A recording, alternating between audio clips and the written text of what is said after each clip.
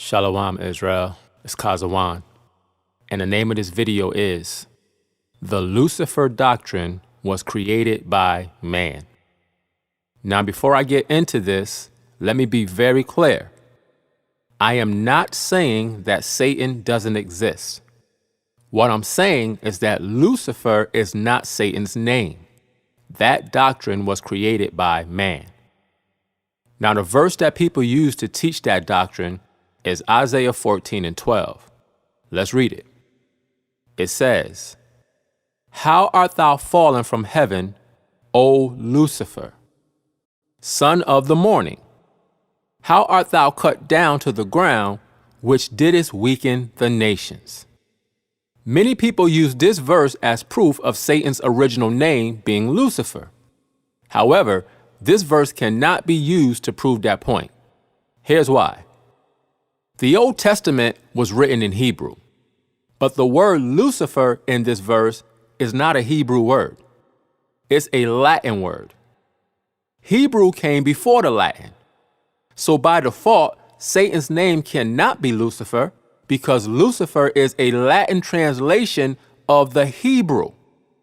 When the King James Bible was written, the translators took the Latin word Lucifer from the Latin Vulgate and they put it in the King James Bible. However, as you can see on the screen, the original word in Isaiah 14:12 in the Hebrew text is Hayalal, which means morning star. So, let me give you the history of what happened. When the Latin Vulgate was written in 382 AD, the Latin translators took the Hebrew word Hayalal, which means morning star, and they translated it into the Latin word Lucifer. In other words, if you want to say morning star in Latin, you would say Lucifer. So when they translated the Hebrew word Hayalal into the Latin word Lucifer, they were not trying to say that Satan's name is Lucifer. Because if that's the case, you would have to go back to the Hebrew, which came before the Latin, and call Satan Hayalal. But we know that nobody calls him that. See, all the Latin translators were trying to do was properly translate the Hebrew word Hayalal, which means morning star, into the Latin language. That's all they were trying to do. Now, here's what happened. Later on, when the King James Bible was being put together, the King James translators took the word Lucifer from the Latin Vulgate instead of using the earlier Hebrew text. So that's why we see the word Lucifer in our Bibles today. It's not a reference to Satan's name. It's just a Latin translation of the words morning star. Look at this. On the screen is an interlinear Bible with the Latin Vulgate on the left and the King James Version on the right. Now, look at verse 12. This is Latin. It says, Quomodo cecadisti de caelo Lucifer. Now, let's look at the King James Version next to it.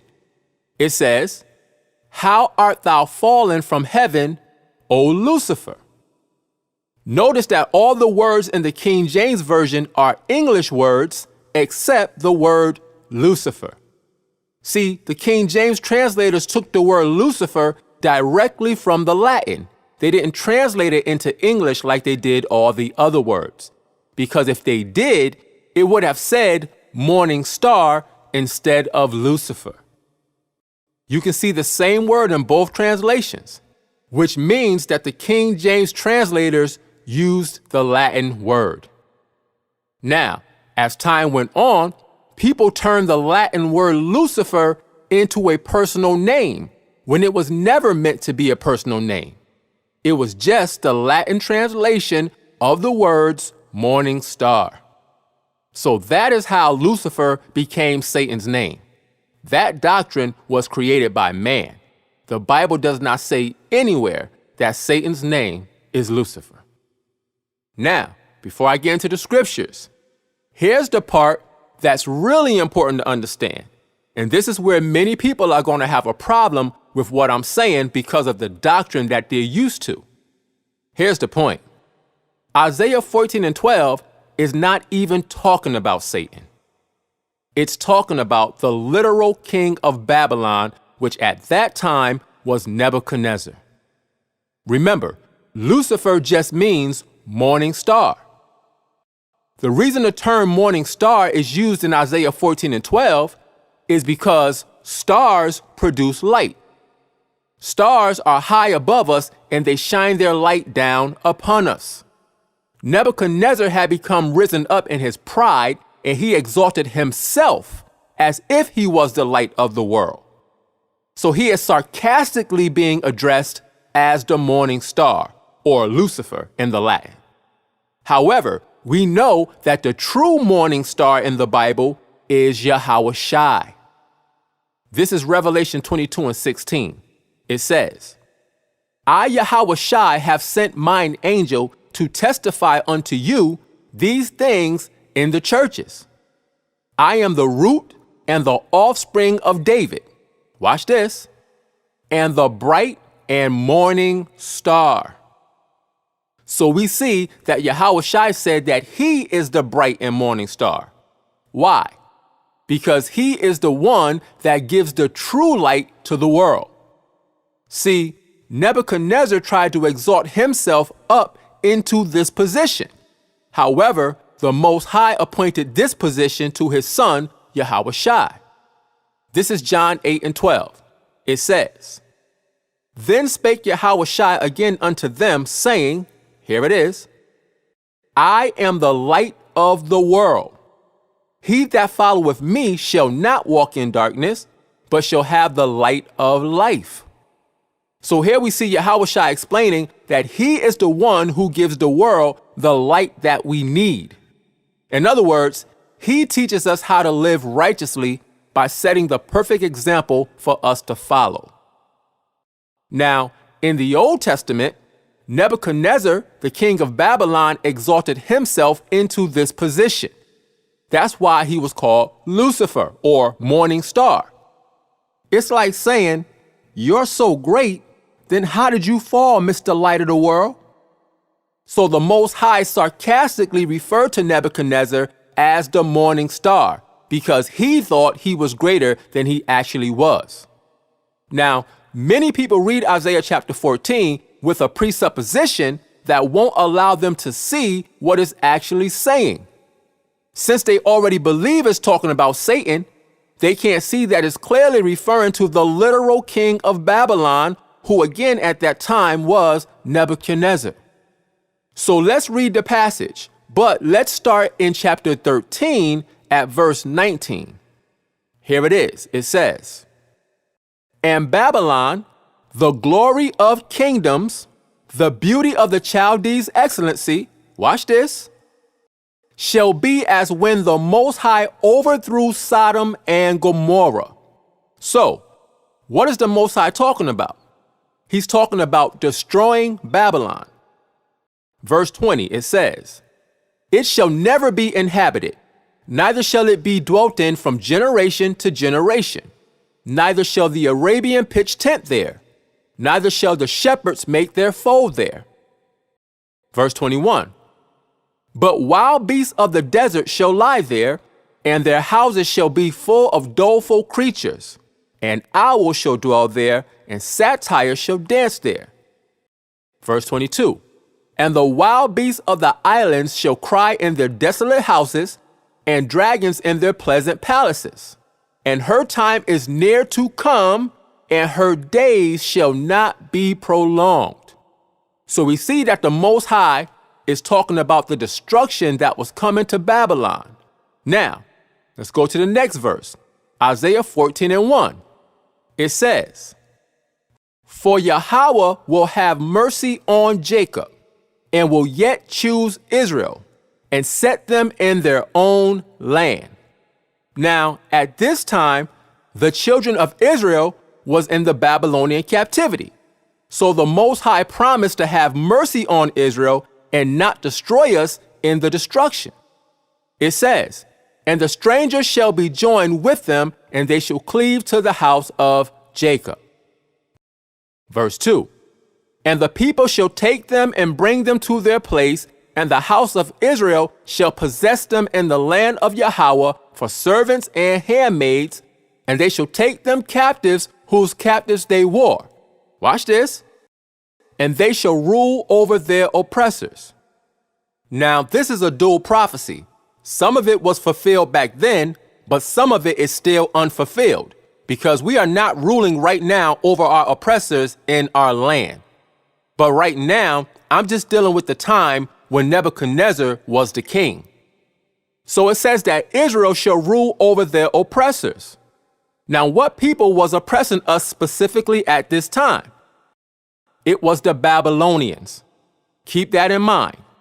Verse 3, it says, "And it shall come to pass in the day that Yahweh shall give thee rest from thy sorrow and from thy fear and from the hard bondage wherein thou wast made to serve." So, when the Most High delivered us from the hard bondage we were in, what were we going to do? Verse 4, it says, "That thou shalt take up this proverb against the king of Babylon." Stop. Against who?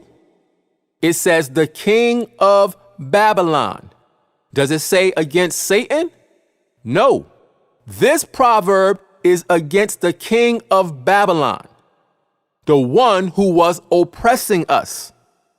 Now, who was the king of Babylon at this time? It was Nebuchadnezzar. Let's read it from the top of verse 4 again. It says, "That thou shalt take up this proverb against the king of Babylon." That's Nebuchadnezzar. It says, "And say," watch this, "How hath the oppressor ceased? The golden city ceased." Now, here we see that the king of Babylon is being called the oppressor. Why? Because at the end of verse 2, it says the Babylonians as a people was called the oppressors. Nebuchadnezzar was the king of Babylon, so he was called the oppressor because he was the ruler of his people. Verse 5, "Yahweh hath broken the staff of the wicked and the scepter of the rulers." So the Most High took the Babylonian empire down out of power. Why? Verse 6, it says, "He who smote the people in wrath with a continual stroke." See, Nebuchadnezzar was a tyrant, and he ruled over the people in anger. But when the Most High brought the Babylonian empire down, there was nobody to hinder what the Most High was doing. Verse 7, it says, "The whole earth is at rest and is quiet. They break forth into singing." Verse 8, "Yea, the fir trees rejoice at thee, and the cedars of Lebanon, saying, Since thou art laid down, no feller is come up against us." A feller is a person that cuts down trees. The fall of the Babylonian Empire was so great that the trees even metaphorically rejoiced. Nebuchadnezzar was cutting all the trees down for his own personal use, but even the trees got a break when the Most High took them down. Verse 9, it says, "Hell from beneath is moved for thee to meet thee at thy coming. It stirred up the dead for thee." This is metaphorical. In other words, everyone who died before you, Nebuchadnezzar, is excited that you're about to join them. It says, "Even all the chief ones of the earth, it hath raised up from their thrones all the kings of the nations." Again, all the kings and rulers before you are waiting for you to join them in death. Verse 10, "All they shall speak and say unto thee, Art thou also become weak as we? Art thou become like unto us?" So all the kings that died before Nebuchadnezzar were going to point out that he lost his power just like they did. Verse 11, "Thy pomp," or thy pride, "is brought down to the grave, and the noise of thy vows," meaning all the festivals and the celebrations that you had, all that has ceased. It says, "The worm is spread under thee, and the worms cover thee." So Nebuchadnezzar went from having all that power to the Most High bringing him down to nothing. Now here's what we have to look at. Who have we been talking about this whole time? Nebuchadnezzar. We're reading about how powerful he was and how the Most High took him out of power and he fell down to nothing. Now watch this. Verse 12, it says, "How art thou fallen from heaven, O Lucifer, son of the morning?" You see that? This is where the assumption of this being Satan kicks in without people examining the entire text. We just read the whole thing in context and we saw that the whole chapter was talking about the fall of the Babylonian Empire and Nebuchadnezzar, its king. So when we get to verse 12 and we see the words, "How art thou fallen from heaven, O Lucifer?" The only reason to think that this is talking about Satan is because you have a pre-existing doctrine already in your mind. The person who was fallen for the first 11 verses was Nebuchadnezzar. So why would it change over to Satan in verse 12? Verse 12 is a continuation of the first 11 verses. However, because it says fallen from heaven, people just assume it's talking about Satan, but it's not. So, why does it say he fell from heaven? Watch this. This is Lamentations chapter 2 and verse 1. It says, "How have the Lord covered the daughter of Zion with a cloud in his anger?" So, this is talking about the Most High being angry with the children of Israel. Now let's see what he did to us. It says, "And cast down from heaven unto the earth the beauty of Israel, and remembered not his footstool in the day of his anger." You see that? It says that the Most High cast down from heaven unto the earth the beauty of Israel. Now, does that mean that the Most High took the nation of Israel up into heaven where he was, and then he threw us down to the ground? Of course not. He cast us down from heaven in the sense that he took us from a high position and then he brought us down to a very low position. That's the same thing that happened to Nebuchadnezzar. So when we see the words fallen from heaven, it's not literal. The Most High took Nebuchadnezzar out of a lofty heavenly position and brought him down to nothing. Let's go back to Isaiah 14 and 12. It says, "How art thou fallen from heaven, O Lucifer, son of the morning?" Now remember, Lucifer is not the name of a person.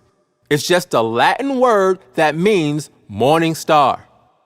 Nebuchadnezzar in his power was lifted up above everyone else like a star in the sky, but the Most High brought him down.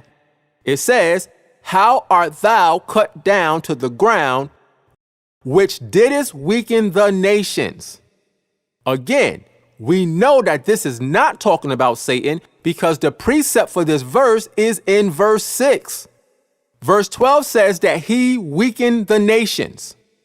Now, when we look at verse 6, it says, "He who smote the people in wrath with a continual stroke," watch this, "he that ruled the nations in anger." That's how Nebuchadnezzar weakened the nations. He oppressed everybody. So let's go back to verse 13. It says, "For thou, Nebuchadnezzar, hast said in thine heart," so we're dealing with pride now. It says, "I will ascend into heaven. I will exalt my throne above the stars of the Most High. I will sit also upon the mount of the congregation in the sides of the north." So we see Nebuchadnezzar's pride on display. I. Now this verse is not literal. This is not talking about somebody literally going into heaven and literally setting a throne above all the literal stars. It's not talking about that. This is metaphorical language that paints a picture of a prideful person who wants to be above everybody else, including the Most High. That's the mindset that Nebuchadnezzar had. Verse 14, it says, I will ascend above the heights of the clouds. Here it is. I will be like the Most High. So Nebuchadnezzar said he would be like the Most High. How? By attempting to rule over the whole world. And this is what Nebuchadnezzar thought he was going to do. His army had conquered so many people, he thought he was unstoppable. Verse 15, it says, Yet thou shalt be brought down to hell, to the sides of the pit, meaning the grave. Verse 16, They that see thee shall narrowly look upon thee and consider thee, saying, watch this, is this the man? Stop. Is this the what? Is this the man? It says, is this the man?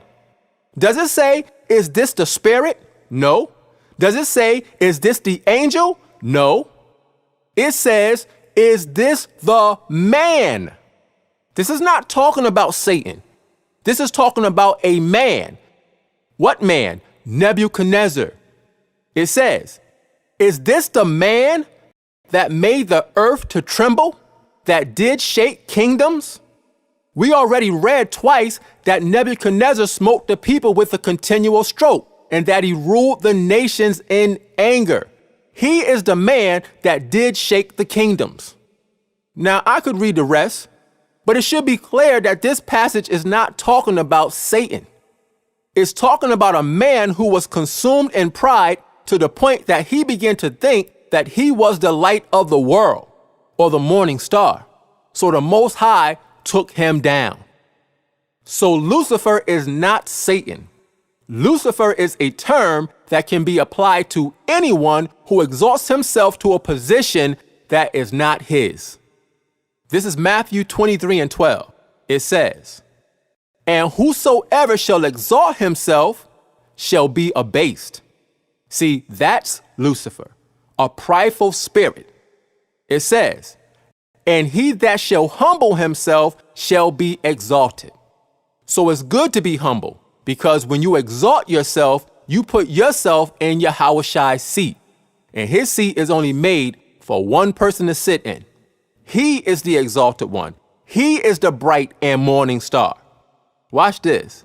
This is 2 Peter 1:19. It says, We have also a more sure word of prophecy, whereunto ye do well that ye take heed, as unto a light that shineth in a dark place, until the day dawn, watch this, and the day star arise in your hearts. See that? Who is the day star or the morning star? It's Yahweh. He is the true morning star, the true light bearer, the true exalted one. Now, let me go back and say this one more time. I need to be clear because people tend to hear what they want to hear instead of what's actually being said. I am not saying that Satan does not exist. Of course he does. What I'm saying in this video is that Isaiah 14:12 is not talking about the literal Satan. It's talking about Nebuchadnezzar. Nebuchadnezzar was called Lucifer, not Satan. That's what I'm saying. Again, Lucifer is not a name. It's a word that simply means morning star. Now, in the future, I'm going to do a separate video about Revelation chapter 12, because some people link that chapter to Isaiah 14 in an attempt to prove that Satan's name is Lucifer. But again, I showed you in this video that the word Lucifer is a Latin translation of the Hebrew word Hayalal. So even if you link Revelations 12, Satan's name would still not be Lucifer. But I don't want to get into Revelation 12 right now, so I'll do a separate video on that at a later point. But before I end this video, please be advised, all general comments are accepted. If you disagree with something that I say, you have that right. However, if you attack me on a personal level outside of the scriptures and resort to name calling and childish, unspiritual behavior, your comment will be erased and you will be blocked. Also, if you disagree with something that I teach, that's fine.